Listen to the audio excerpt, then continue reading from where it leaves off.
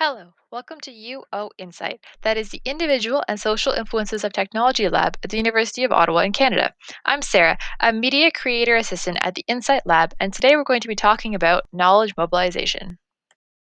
Knowledge mobilization, also known as knowledge translation, knowledge exchange, knowledge brokering, or KSTOP for short, is a field of research where researchers produce and disseminate scholarly results to the public in non traditional ways, such as through multimedia creation and social media. Researchers who use non traditional methods to disseminate research results to the public can harness the power of scientific evidence to inform and transform policy and practice.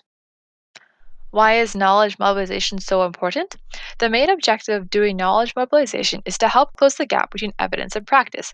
The most frequently quoted statistic on the gap between researchers and practitioners is that it takes 17 years for only 14% of research evidence to reach clinical practice. Bridging this evidence practice gap is one of the most important challenges for researchers, as many researchers have engaged in the traditional process of producing research and publishing results in academic journals for the past 300 years, and most researchers continue to engage in this process today. There are pioneering efforts as well as exciting new initiatives from various researchers and practitioners with respect to knowledge mobilization. For example, researchers, physicians, and public health practitioners have made a myriad of efforts to articulate and expand the reach of evidence based research to non academic audiences in non traditional ways, such as through Twitter, Facebook, YouTube, blogs, and podcasts. However, many researchers and practitioners still limit themselves to the traditional process of producing and publishing results in academic journals.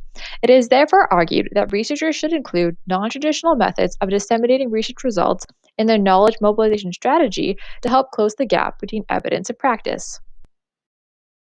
There has been a growing number of theories, models, and frameworks to guide researchers and policymakers on the aspects of knowledge mobilization.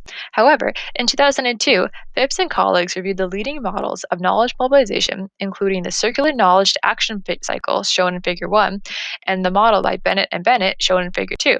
Researchers concluded that many of these models are highly complex, which makes them hard to understand and to use for building a knowledge mobilization strategy and monitoring research impacts. In an effort to provide a simplified model, Phipps and colleagues developed the co-produced pathway to impact model, shown in Figure 3, which illustrates the process of research development to the ultimate impact. This model shows how co-production between academic researchers and non-academic partners accelerates the impact of research and how it occurs at each of the following stages of the pathway: 1. Research, 2. Dissemination, 3. Uptake, 4. Implementation, and finally 5. Impact. At the research stage, co production enhances partners' engagement with research findings as this new knowledge will be relevant to them. In the dissemination stage, researchers provide the research results to partners in an accessible format, and then partners adjust the same research results into their own knowledge mobilization products to further increase participation and expand dissemination.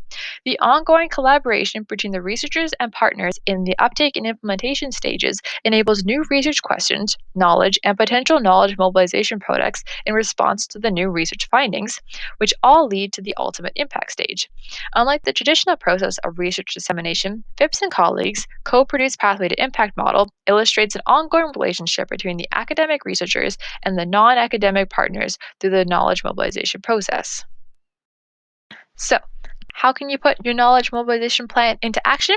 In fact, there are many ways to do knowledge mobilization. However, the Ontario Centre of Excellence for Child and Youth Mental Health has proposed some knowledge mobilization products, activities, and network ideas for you to include in your knowledge mobilization plan.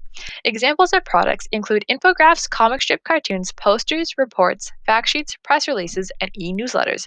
Examples of activities include conferences, forums, debates, workshops, annual meetings, and media events. Examples of network ideas include communities of practice, online forums, network push mechanisms, social media, and chat rooms.